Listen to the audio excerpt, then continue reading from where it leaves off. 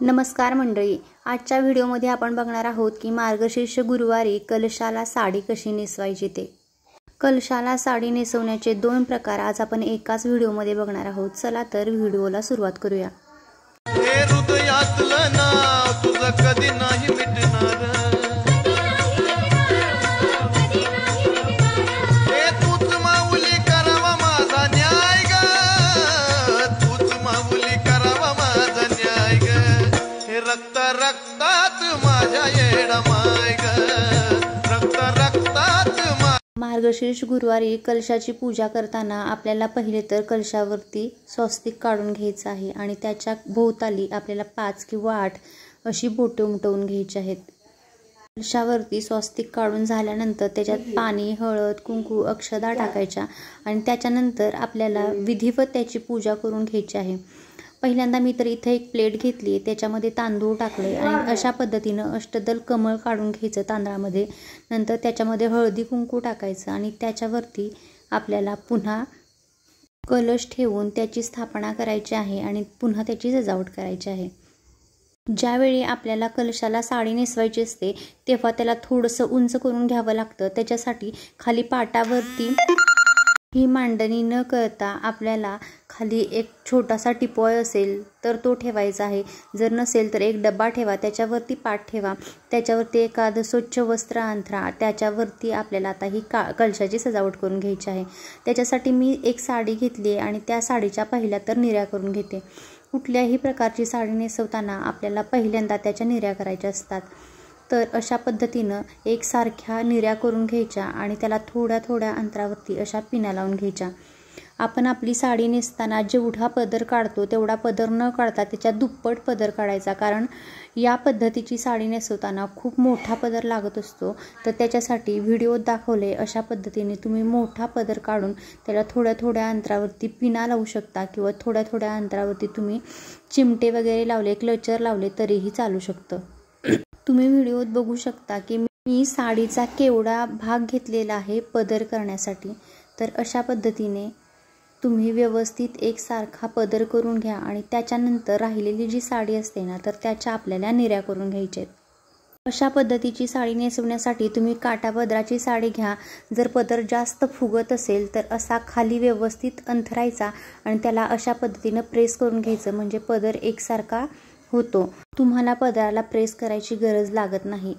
जर तुम्हाला प्रेस करायचा असेल तर तुम्ही करून घेऊ शकता, पण अशा पद्धतीनं जर तुम्ही खाली ठेवून एकसारख्या पदर प्रेस केला तरीही व्यवस्थित अशा पद्धतीनं पदर होऊन जातो। आणि आता आपल्याला राहिलेल्या साडीच्या निऱ्या करून घ्यायच्या आहेत। तर त्याच्यासाठी जी राहिलेली साडी असते तर ती घ्यायची आणि आपण आपल्या साडीला ज्या पद्धतीनं निऱ्या करतो तशा पद्धतीनं एकसारख्या निऱ्या करून घ्यायच्या आहेत। हे बघा, जो पदराचा भाग आहे तो मी एका बाजूला ठेवला आहे आणि अशा पद्धतीनं एकसारख्या होतील अशा आपल्याला निऱ्या करून घ्यायच्या आहेत। निऱ्या अगदीही बारीक करायच्या नाहीत आणि अगदीही मोठ्या करायच्या नाहीत, अशा पद्धतीने एकसारख्या होतील अशा प्लेट्स पाडून घ्यायच्या। नंतर त्याला व्यवस्थित सेट करून घ्यायचं आणि त्याला वरच्या भागाला आणि खाली अशा पद्धतीनं दोन्ही बाजूला आपल्याला पिना लावून घ्यायच्या असतात। इथं आता माझ्या सगळ्या निऱ्या व्यवस्थित करून झालेल्या आहेत। आता त्या मी व्यवस्थित अरेंज करून घेते। एक एक अशी व्यवस्थित निरी पकडायची, एकसारख्या एकावरती एक निऱ्या पकडायच्या आणि त्याला वरच्या बाजूला एक पिन लावून घ्यायची। आता हा खाली जो विस्कटलेला भाग दिसतोय ना, असा भाग जर विस्कटलेला असेल तर ज्यावेळी आपण साडी नेसवतो त्यावेळी तो व्यवस्थित दिसत नाही। तर त्याच्यासाठी आपल्याला काय करायचं आहे, तर या निऱ्या खालच्या बाजूनं ही व्यवस्थित सेट करून घ्यायच्या आणि खालच्या बाजूलाही त्याला पिन लावून घ्यायची। ज्यावेळी आपण गौरीला वगैरे साडी नेसवत असतो त्यावेळी त्याची हाईट आणि आपली हाईट ही सेम असते, त्यामुळं जास्त ॲडजस्टमेंट करावी लागत नाही। पण ज्यावेळी आपण कलशाला साडी नेसवत असतो ना तर तेव्हा साडी व्यवस्थित मॅनेज व्हावी लागते। त्याच्यासाठी दोन्ही बाजूला पिना किंवा चिमटे लावायचे आणि मध्यभागी असं पकडून साडी व्यवस्थित फोल्ड करून घ्यायची।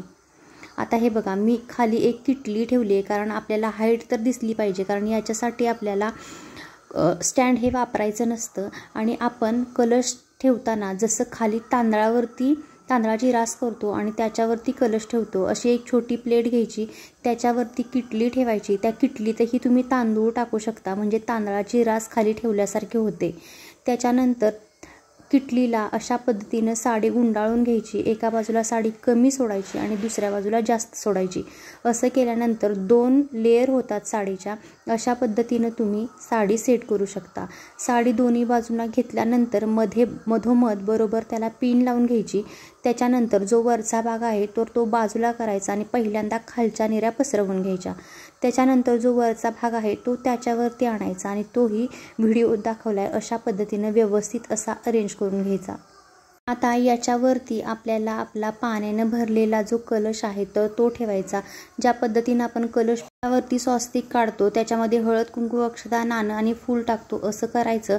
त्याच्यानंतर आपण जो पिन करून घेतलेली आहे ती मी व्हिडिओ दाखवले अशा पद्धतीनं पाठीमागून पुढं घ्यायची।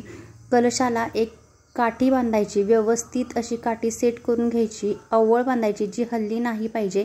आणि मी व्हिडिओ दाखवले अशा पद्धतीनं पदर फिरवून घ्यायचा आणि त्याला दोन्ही बाजूला पिना लावून घ्यायच्या।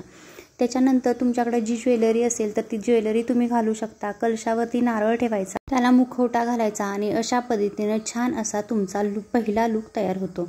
आता दुसरा लूक तयार करताना आपल्याला काय करायचं आहे तर एका बाजूची पिन काढून घेतली आणि ज्या पद्धतीनं आपण गुजराती साडी नेसत असतो अशा पद्धतीनं तो पदर व्यवस्थित असा पसरून घ्यायचा। व्हिडिओत कसं दाखवले बघा, असं आपण जशी साडी नेसतो असा गुजराती पदर घेतल्यासारखा व्यवस्थित मी पसरून घेतलाय।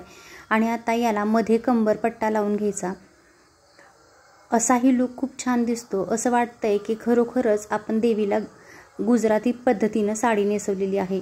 पुन्हा एकदा याच्यावरती आपण आपल्याकडची सगळी जी काही ज्वेलरी असेल तर ती तुम्ही ज्वेलरी घालू शकता। आता कलशावरती नारळ ठेवताना आपल्याकडे पद्धत असते की त्या नारळाच्या मध्ये आपल्याला 5 झाडांची पालवी ठेवायची असते। तर ती पालवी तुम्ही पाठीमागच्या बाजूला ठेवायची आणि त्याच्या पुढे व्यवस्थित असा नारळ बसवायचा, नारळाला मुखवटा घालायचा।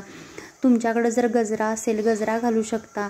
जेवढं काही तुम्हाला छान असं सजवता येईल, नटवता येईल अशा पद्धतीनं तुम्ही कलशाला सजवू शकता।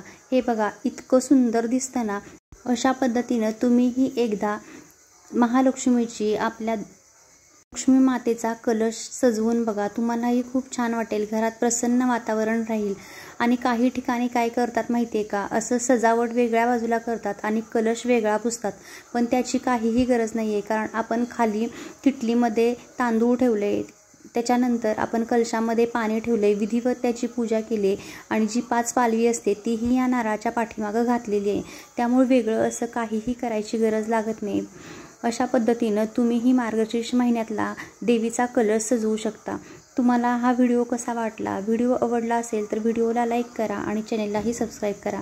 असेच माझे नवनवीन व्हिडिओज जर तुम्हाला बघायचे असतील तर समोरील बेल आयकॉनही प्रेस करा, म्हणजे माझे सगळे व्हिडिओज तुमच्यापर्यंत सगळ्यात अगोदर पोहोचतील। धन्यवाद।